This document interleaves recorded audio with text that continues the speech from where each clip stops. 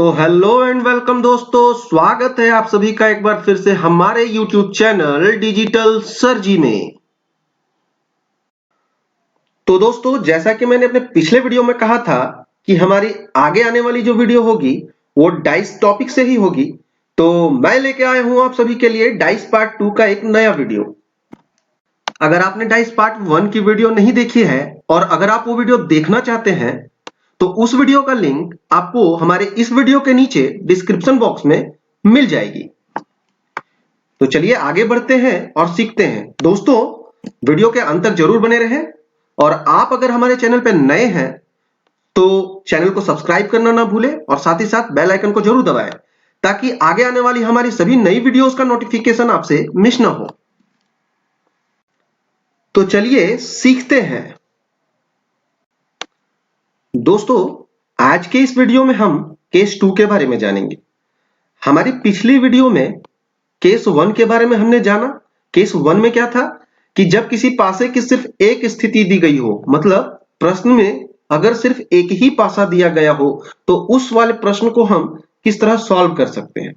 यहां केस 2 में जब पासे की केवल दो स्थितियां दी गई हो, when only two dice are given in the question, जैसा कि यहाँ पे आप देख पा रहे हैं केस 2 में लिखा हुआ है जब किसी पासे की केवल दो स्थितियां दी गई हो, when only two dice are given in the question। देखिए दोस्तों, मैं हर बार ये बात बोलता हूं अपने वीडियो में कि आप अपने सुविधा अनुसार नोट्स को तैयार कर सकते हैं। आप चाहे तो वीडियो को पॉज करके ये जो भी इंपॉर्टेंट नोट्स आपको लगता है आप उसे अपने नोटबुक में नोट डाउन कर सकते हैं। तो चलिए यहां पे देखिए केस 2 में तीन चीजें हैं दोस्तों, ए, बी और सी। अब ये तीनों को समझना जरूरी है। केस 2 में ये तीनों चीज इंपॉर्टेंट है, ये तीनों फैक्ट इंपॉर्टेंट है। अब पहला फैक्ट क्या है, पहला नोट क्या है, when no fact is common. Fact का मतलब अब यहां पे समझना है फैक्ट।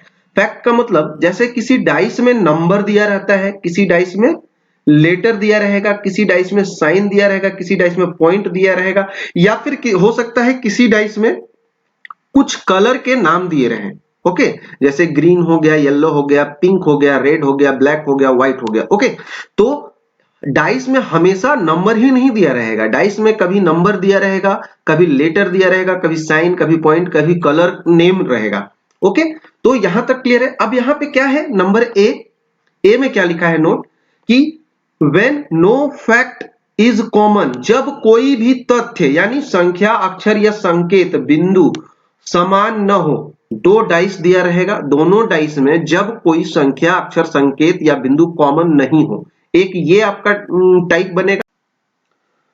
दूसरा टाइप हमारा क्या बनेगा, दूसरा टाइप है व्हेन ओनली वन फैक्ट। देखिए ये इंपॉर्टेंट है, when only one fact. One fact यानी नंबर भी हो सकता है, लेटर भी हो सकता है, साइन भी हो सकता है, डॉट भी हो सकता है, या कलर का नाम भी दिया जा सकता है।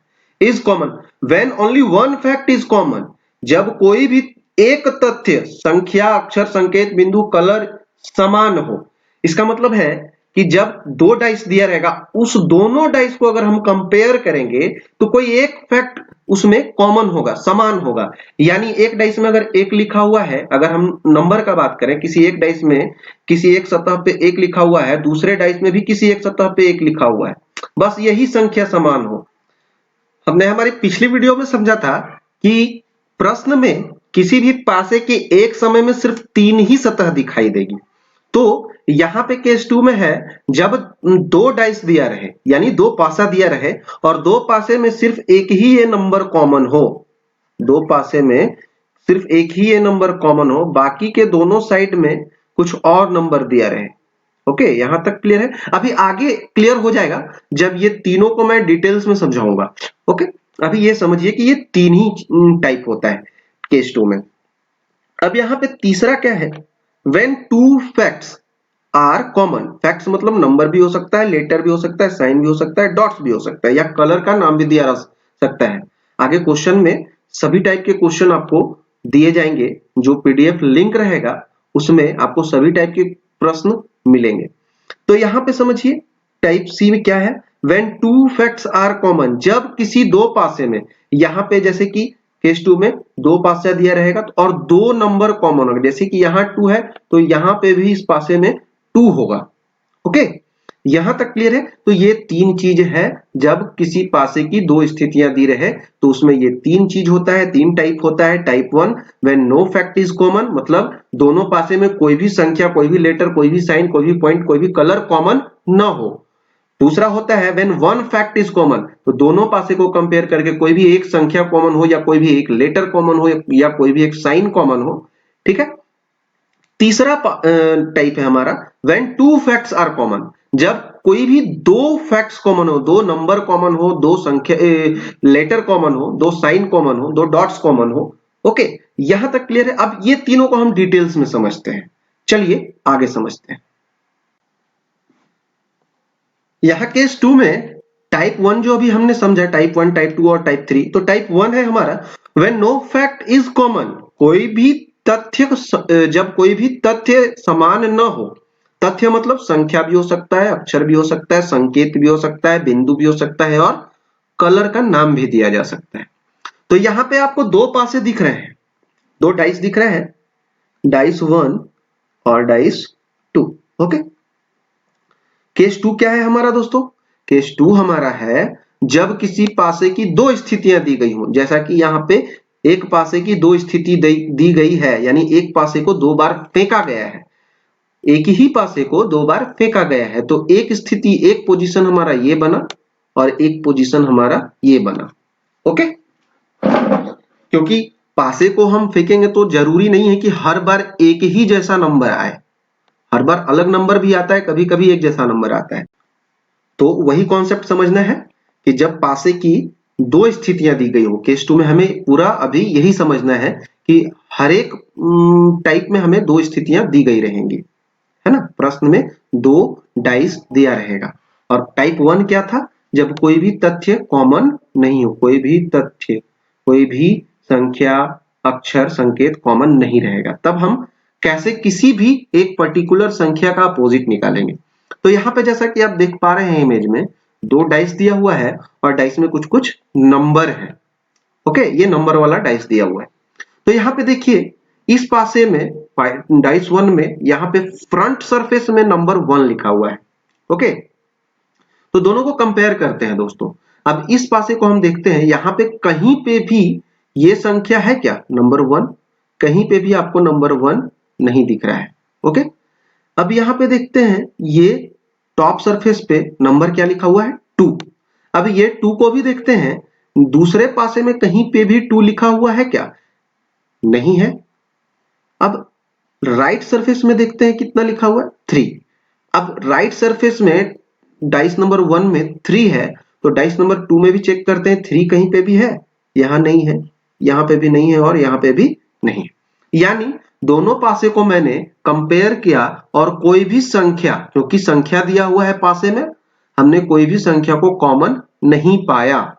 तो ये हमारा ए वाला टाइप बन रहा है। दोनों पासे को हमने एक दूसरे से कंपेयर किया, कोई भी संख्या कॉमन नहीं है, कोई भी नंबर समान नहीं है। ओके, यहां तक क्लियर है। अब जब कोई भी संख्या कॉमन ना हो किसी 2 पासे में, तब हम किसी संख्या का अपोजिट कैसे निकालेंगे? तो चलिए आगे देखते हैं कैसे निकाला जा सकता है। यहाँ पे वही 2 पासे दिए हुए हैं।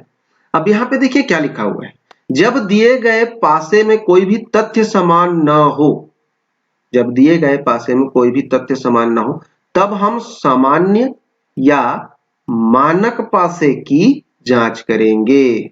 ठीक है, तब हम देखेंगे ये हमारा सामान्य पासा है दोनों या हमारा मानक पासा है। When there is no common fact in the given dice, then we will check whether the dice is general or standard। दोस्तों आप चाहे तो ये जो नोट है ये आप नोट डाउन कर सकते हैं, ये सब सारा इंपॉर्टेंट नोट्स है। ओके, देखिए जब 2 डाइस दिया हो और कोई भी संख्या कॉमन ना हो, यहाँ पे डाइस में संख्या हुआ है इसलिए हम संख्या का बात कर रहे हैं। ओके, अगर लेटर दिया रहता तो हम लेटर का बात करते हैं कि कोई लेटर कॉमन ना हो।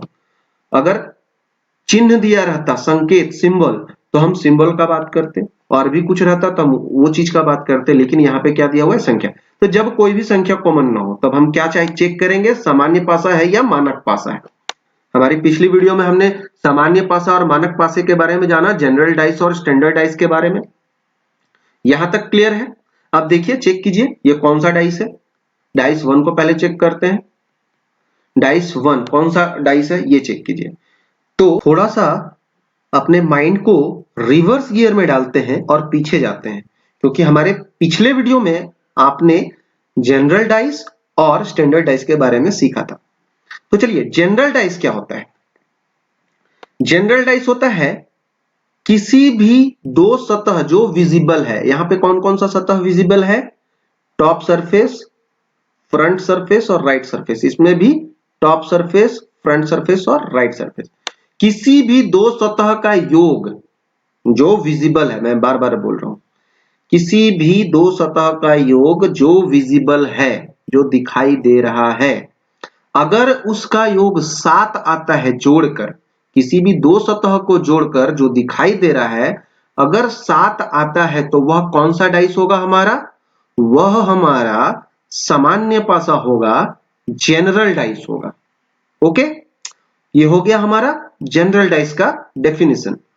और स्टैंडर्ड डाइस का डेफिनेशन क्या था?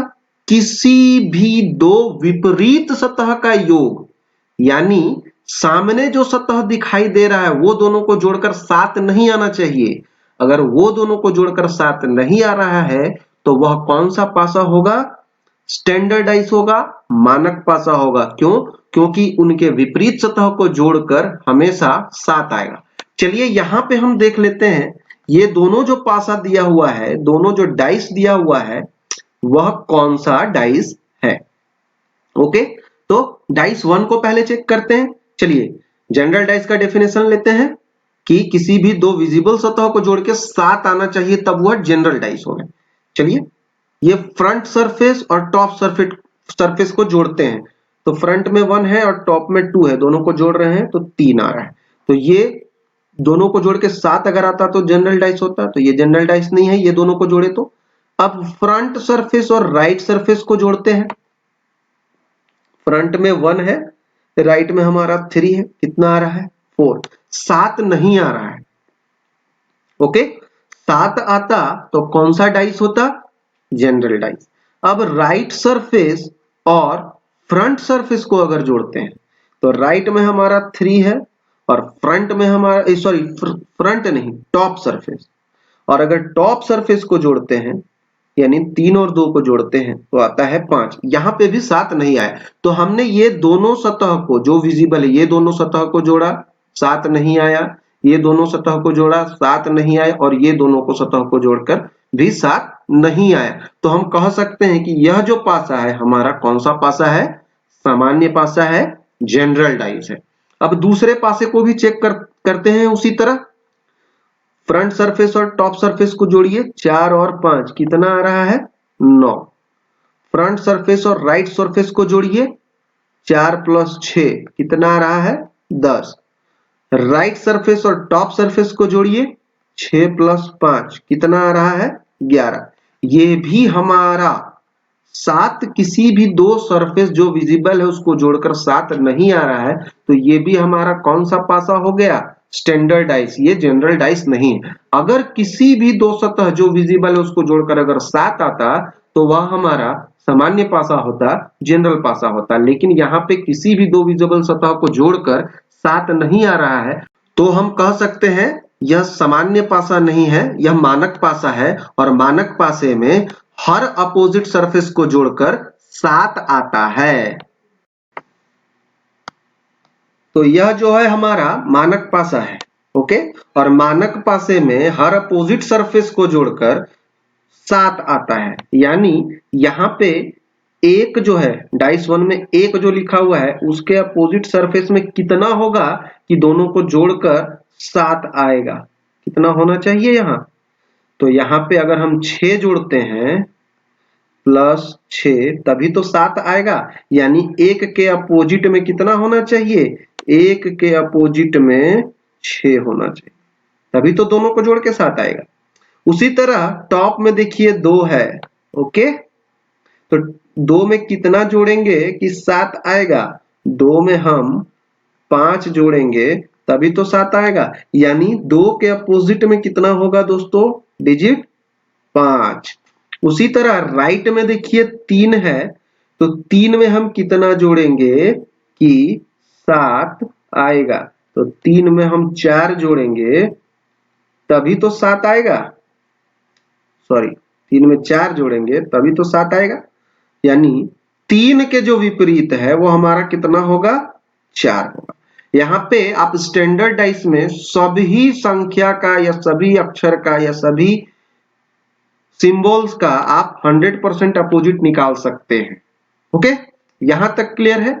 लेकिन अगर यह मानक पासा नहीं होता, यह एक जनरल पासा होता, तब अपोजिट हमारा क्या होता? तब अपोजिट हम 100% किसी भी संख्या का नहीं निकाल सकते हैं। जैसा कि हमने अपनी पिछली वीडियो डाइस पार्ट 1 में समझा था कि जनरल डाइस में हम 100% किसी संख्या का अपोजिट नहीं निकाल सकते हैं।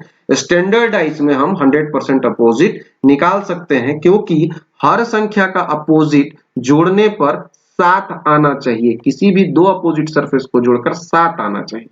ओके, अब एक हम जनरल डाइस का एग्जाम्पल ले लेते हैं। चलिए अब इस एग्जाम्पल को भी समझते हैं। यहाँ पे दो डाइस दिया हुआ है, डाइस नंबर 1 और डाइस नंबर 2। यहाँ पे क्वेश्चन क्या पूछा है दोस्तों? फाइंड द अपोजिट ऑफ 6, यानी 6 का विपरीत हमें ज्ञात करना है। अभी हम केस 2 पढ़ रहे हैं। केस 2 में हमें क्या पढ़ना है कि जब दो पासे दिए रहे और कोई भी संख्या कॉमन ना हो, कोई भी संख्या या कोई भी लेटर या कोई भी सिंबल कुछ भी हो सकता है। यहाँ पे संख्या दिया हुआ है तो हम संख्या का बात कर रहे हैं कि कोई भी संख्या कॉमन ना हो।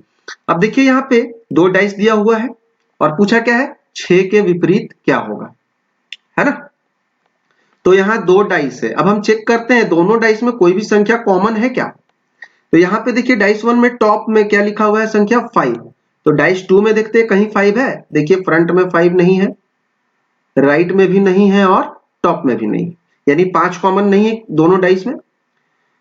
दूसरा क्या है हमारा? डाइस 1 में फ्रंट सरफेस में 2 है। अब यहां देखते हैं 2 किसी भी सरफेस में है, टॉप में नहीं है, फ्रंट में नहीं है, राइट में भी नहीं है। ओके, अब यहाँ पे राइट में क्या है? संख्या 3 है। राइट में जो नंबर दिया है वो क्या है? 3। अब इस 3 को भी देखते हैं डाइस 2 में कहीं पे भी 3 है क्या? यहाँ पे भी नहीं है, यहाँ पे भी नहीं है और फ्रंट में भी नहीं है, टॉप में नहीं है, राइट में नहीं है और फ्रंट में भी नहीं है। यानी ये दोनों डाइस को हमने कंपेयर किया और पाया कि कोई भी संख्या कॉमन नहीं है। अब जब कोई भी संख्या कॉमन नहीं है तो हमने अभी थोड़ी देर पहले नोट्स में, एक इंपॉर्टेंट नोट्स में क्या समझा कि जब कोई भी संख्या कॉमन नहीं हो और दो डाइस दिया हो तब हम क्या चेक करते हैं? तब हम चेक करते हैं कि जो डाइस दिया हुआ है वह जनरल डाइस है या स्टैंडर्ड डाइस है। अगर स्टैंडर्ड डाइस है तो हम 100% किसी भी संख्या का अपोजिट निकाल सकते हैं। लेकिन अगर जनरल डाइस है तो हम जनरल डाइस में किसी भी संख्या का 100% अपोजिट नहीं निकाल सकते। यहां तक क्लियर है? अब चेक करते हैं ये दोनों डाइस जो है वो स्टैंडर्ड डाइस है या जनरल डाइस। चलिए देखते हैं। अगर हम टॉप सरफेस फ्रंट सरफेस को जोड़ते हैं, टॉप सरफेस 5 और फ्रंट सरफेस हमारा 2, दोनों को जोड़ते हैं तो कितना आता है? 7। देखिए किसी भी दो विजिबल सतह को जोड़ के अगर 7 आता है तो वो कौन सा डाइस है? जनरल डाइस है। यानी ये जो है हमारा वो कौन सा डाइस है? General dice. इसको भी चेक कर लेते हैं। देखिए यहाँ पे टॉप में 6 है और राइट में 1 है। 6 + 1 कितना होगा? 7। यानी किसी भी दो विजिबल सतह को जोड़ के कितना आना चाहिए तो वह जनरल डाइस होगा? किसी भी दो विजिबल सतह को जोड़ के 7 अगर आ रहा है तो वह हमारा जनरल डाइस है। यानी यहाँ पे टॉप और फ्रंट को जोड़ के 7 आ रहा है और यहाँ पे हमारा टॉप और राइट को जोड़ के 7 आ रहा है। यानी ये दोनों जो डाइस है वो हमारा कौन सा डाइस है? General dice. अब अपोजिट का बात आता है कि 6 के अपोजिट में कौन सा संख्या रहा होगा या होगा। तो चलिए अभी हमने कहा कि जनरल डाइस में हम अपोजिट नहीं निकाल सकते हैं। ये दो डाइस दिया हुआ है, दोनों डाइस को अगर 6 सतह है तो 6 सतह पे संख्या कौन कौन सा होगा? 1 2 3 4 5 6। ये आपको क्वेश्चन में दिया रहेगा कि हर सतह में क्या क्या नंबर लिखा हुआ है। अगर 1 2 3 है तो ये कंफर्म है कि 1 से 6 तक की संख्याएं ही होंगी। या ये दोनों डाइस को देख के आप समझ सकते हैं कि डाइस में 1 से 6 तक की संख्याएं ही रही होंगी। ओके, अब देखते हैं यहाँ पे कौन कौन सा संख्या दिख रहा है इस डाइस में। इस डाइस में 5 दिख रहा है, 2 दिख रहा है और 3 दिख रहा है। यानी कौन कौन सा छिपा हुआ है, जो संख्या हिडन है वो कौन कौन सा संख्या हिडन है। 5 दिख रहा है, 2 दिख रहा है और 3 दिख रहा है। तो कौन कौन सा संख्या हिडन है, 1, 4 और 6। 1, 4 और 6। अगर 5 का अपोजिट का बात किया रहता तो 5 का अपोजिट में 1 भी हो सकता था, 4 भी हो सकता था और 6 भी हो सकता था। अगर 2 का बात करें तो 2 के अपोजिट में भी हिडन नंबर जो है 1, 4 और 6, ये तीनों में से कोई भी एक हो सकता था। अगर 3 का बात करें तो 3 के अपोजिट में भी 1 भी हो सकता था, 4 भी हो सकता था, 6 भी हो सकता था, क्योंकि ये तीनों हिडन है और जनरल डाइस में हम 100% अपोजिट नहीं बता सकते। अब यहाँ पे पूछा है 6 के अपोजिट, तो 6 इस डाइस में देखिए यहाँ पे है टॉप में। तो 6 इस डाइस में कौन कौन सा संख्या दिख रहा है दोस्तों, 6, 4 और 1। यानी 6 दिख रहा है, 4 दिख रहा है और 1 दिख रहा है। हिडन कौन कौन सा है, 2, 3 और 4। 2, 3 और 4 यानी 6 के अपोजिट में 2 भी हो सकता है या 3 भी हो सकता है या 4 भी हो सकता है। जो संख्या हिडन है वो तीनों में से कोई भी हो सकता है जनरल डाइस में। ओके, यहां तक क्लियर है दोस्तों। चलिए आगे बढ़ते हैं दोस्तों। अब जो हमारा केस 2 में टाइप बी जो है वो है when only one fact is common। Fact मतलब नंबर, लेटर, साइन, डॉट्स या और भी कुछ हो सकता है। ठीक है, जब कोई एक तथ्य समान हो, when only one fact is common, जब कोई एक संख्या, अक्षर, संकेत, बिंदु या कोई रंग का नाम है तो रंग या कुछ भी दिया हो डाइस में, वो उसमें अगर दो डाइस का कंपेयर करें तो कोई एक चीज अगर समान हो, जैसे कि यहाँ दो डाइस दिया हुआ है। अब यहाँ पे अगर हम दोनों डाइस को कंपेयर करते हैं तो देखते हैं कौन सा संख्या समान है। तो टॉप में देखिए यहाँ पे 6 है। ओके, तो इस डाइस में 6 है, यहाँ टॉप में, तो यहाँ कहीं 6 है। जरूरी नहीं कि टॉप में ही हो, किसी भी साइड में विजिबल जो सतह है वहां पे कहीं 6 है, नहीं है। यहाँ पे टॉप में, यहाँ फ्रंट में भी नहीं है, यहाँ पे राइट में भी नहीं है। अब ये जो नंबर है, ये जो संख्या है 2, ये कहीं इस डाइस में है। टॉप में देखिए नहीं है, 1 है, फ्रंट में 5 है और राइट में 3 है। यहाँ पे ये 2 भी कॉमन नहीं है। अब ये जो 5 है राइट में, अब ये देखते हैं कहीं कॉमन है क्या, कहीं समान है डाइस 2 में। तो टॉप में देखिए 1 है, यहां समान नहीं है। फ्रंट में देखिए 5 है ना, फ्रंट में यहाँ पे 5 दिख रहा है और राइट में हमें यहाँ पे नहीं है। यानी दोनों डाइस में सिर्फ एक ही संख्या समान है, वो कौन सा है, 5। अब जब इस वाले टाइप में, बी वाले टाइप में, जब कोई एक फैक्ट समान होता है, जब कोई एक संख्या, अक्षर या संकेत, कोई भी तथ्य समान हो, सिर्फ एक तथ्य समान हो, तब हम किसी भी संख्या का अपोजिट कैसे निकाल सकते हैं। ओके, तो चलिए देखते हैं। अब यहां पे देखिए दोस्तों, नोट्स लिखा हुआ है कुछ, आप ये ध्यान से इसे पढ़िए, या फिर अभी हमने कहा कि जो भी नोट्स आपको इंपॉर्टेंट लगता है उसे आप अपनी सुविधा अनुसार अपने नोटबुक में वीडियो को पॉज करके नोट कर सकते हैं। अब चलिए यहाँ पे देखते हैं। देखिए सेम डाइस है, अभी जो हमने डाइस देखा था ये दोनों डाइस और ये जो डाइस है, ये दोनों डाइस सेम है। ओके, यहाँ पे क्या कॉमन था दोनों में, यहाँ पे राइट में 5 है और यहाँ पे फ्रंट में 5 है। यानी दोनों डाइस में एक संख्या कॉमन है, वो संख्या कौन सा है, 5। ओके, तो देखिए तो यहाँ क्या लिखा हुआ है नोट्स में, निम्न पासों में केवल एक संख्या 5 समान है। ओके, किसी भी संख्या का विपरीत अंक ज्ञात करने के लिए हम समान संख्या यानी 5, जो संख्या कॉमन है, कॉमन संख्या कौन सा है, 5। ये देखिए, ये इंपॉर्टेंट है, कॉमन संख्या हमारा कौन सा है, 5 से घड़ी की दिशा में, सॉरी घड़ी लिखा गया है, यहाँ पे घड़ी होना चाहिए, घड़ी की दिशा में यानी क्लॉकवाइज डायरेक्शन में आगे बढ़ेंगे। ओके, तो यहाँ पे पढ़िए क्या लिखा हुआ है, in the following dices only one number is common. मतलब नीचे जो डाइस दिया हुआ है उसमें सिर्फ एक ही नंबर कॉमन है, वो कौन सा नंबर है, 5। Okay, to find the opposite number of any digit we will move from the common number. मतलब जो संख्या कॉमन है वहां से हम क्लॉकवाइज डायरेक्शन में आगे बढ़ेंगे। तो चलिए दोस्तों यहाँ पे कॉमन हमें पता है, कॉमन कौन सा संख्या है, 5 है। तो 5 से आगे बढ़ते हैं। तो इसमें देखिए अपोजिट निकालने का ये तरीका है कि हमको जो भी संख्या कॉमन है उससे हम घड़ी की दिशा में आगे बढ़ेंगे। तो घड़ी की दिशा में मेरा पहले कौन सा संख्या आएगा, ये क्लॉकवाइज डायरेक्शन में पहले 2 आएगा, उसके बाद 2 के बाद क्लॉकवाइज डायरेक्शन जाएंगे तो कौन सा नंबर आएगा, 6। ये ध्यान रखना है कि कहां से क्लॉकवाइज बढ़ना है। तो जो संख्या कॉमन है, कॉमन कौन सा संख्या है, 5। तो 5 से हम क्लॉकवाइज डायरेक्शन में आगे बढ़ेंगे। तो 5 से इस डाइस में क्लॉकवाइज डायरेक्शन में आगे बढ़े तो कौन सा संख्या मिला हमें, 2। ओके, अब 2 से क्लॉकवाइज आगे बढ़े तो कौन सा संख्या मिला हमें, 6। तो यहां हो गया 6। ओके, अब इसमें देखिए कॉमन कौन सा संख्या था, 5। अब 5 से इसमें भी क्लॉकवाइज डायरेक्शन में आगे बढ़ेंगे तो कौन सा संख्या मिलेगा, 1। अब इस 5 को, जो संख्या कॉमन है, एक दूसरे के ऊपर नीचे लिख देते हैं। ठीक है, अब क्लॉकवाइज डायरेक्शन में आगे बढ़ेंगे इस डाइस में, तो क्लॉकवाइज बढ़ेंगे तो कौन सा संख्या मिलेगा, 1। और फिर क्लॉकवाइज बढ़ेंगे तो कौन सा संख्या मिलेगा, 3। ये हो गया 3। ओके, यहां तक क्लियर है। अब यहां देखिए ऐसा क्यों लिखा हमने क्लॉकवाइज डायरेक्शन में, ऐसा इसलिए लिखा कि जो जिसके आमने सामने है संख्या, आमने सामने संख्या मतलब ये और ये और ये।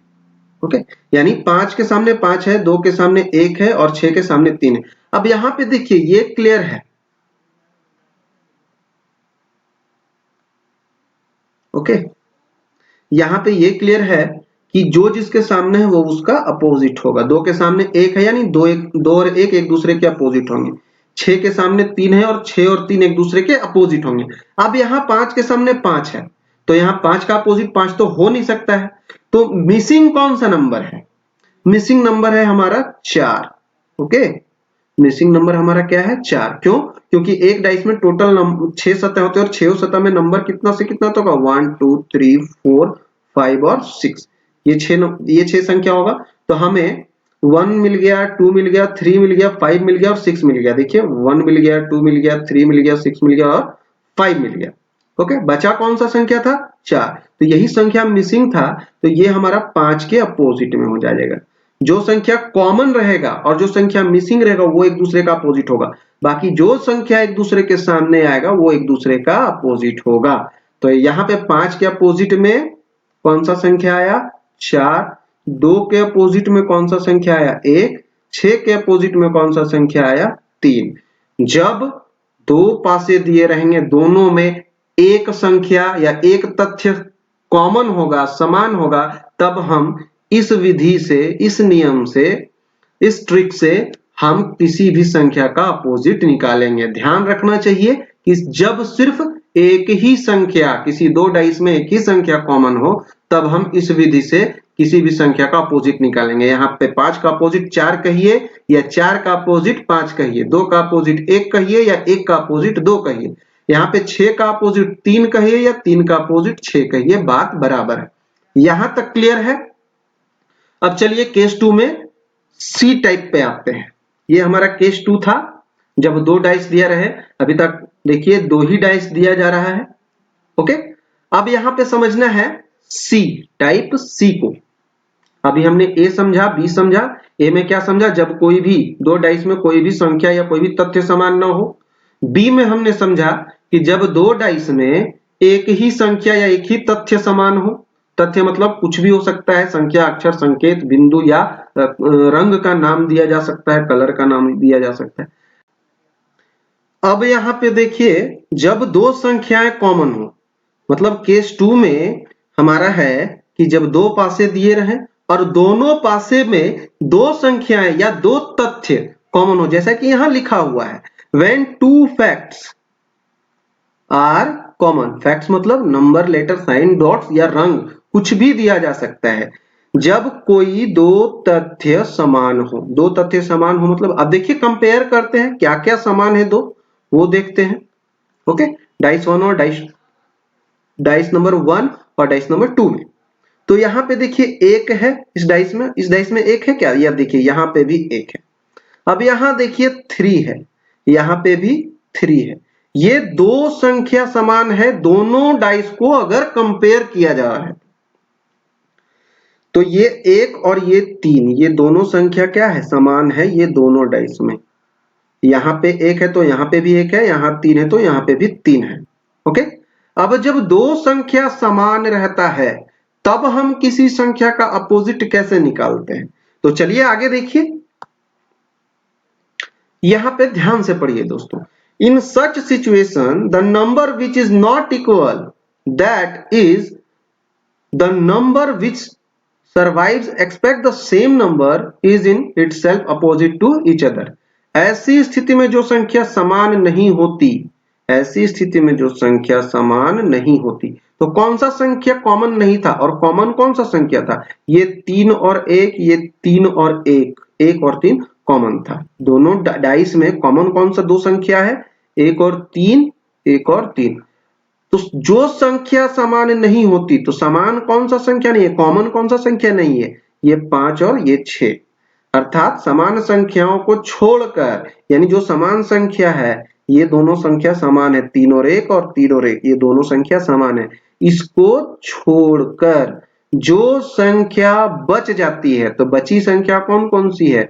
6 और 5। इस डाइस में नंबर 1 में बची संख्या है 6, और इस डाइस में, डाइस नंबर 2 में बचा हुआ संख्या है 6। यानी जो संख्या बच जाती है वह अपने आप में एक दूसरे के विपरीत होती है, यानी 5 और 6 एक दूसरे के विपरीत होगी 100%। सिर्फ यही दो संख्या एक दूसरे का विपरीत होगा। अब कौन और कौन संख्या बचा है? 1 और 3 बचा है।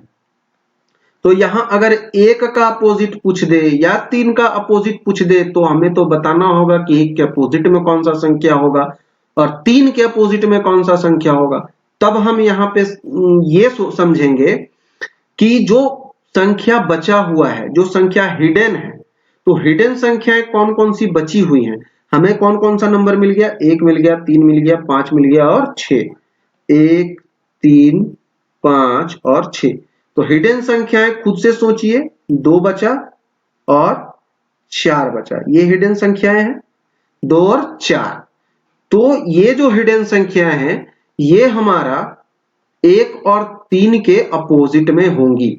मतलब जो संख्याएं कॉमन है और जो संख्याएं हिडन है, जो हमें नहीं पता है, जो इस डाइस में छिपी हुई हैं, वो एक दूसरे के अपोजिट होंगी। कब?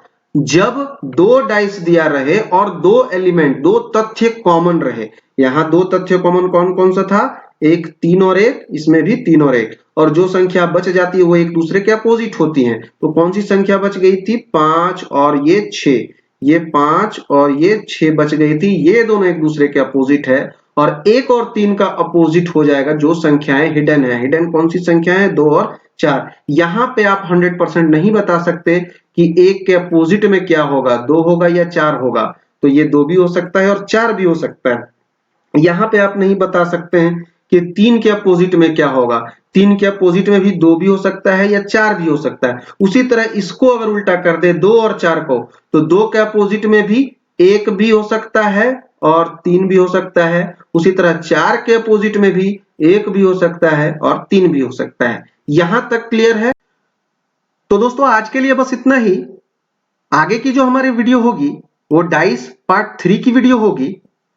और अगर आपको ये हमारा वीडियो पसंद आया है तो वीडियो को लाइक करें, कमेंट करें और ज्यादा से ज्यादा शेयर करें। तब तक के लिए सीखते रहिए और सिखाते रहिए।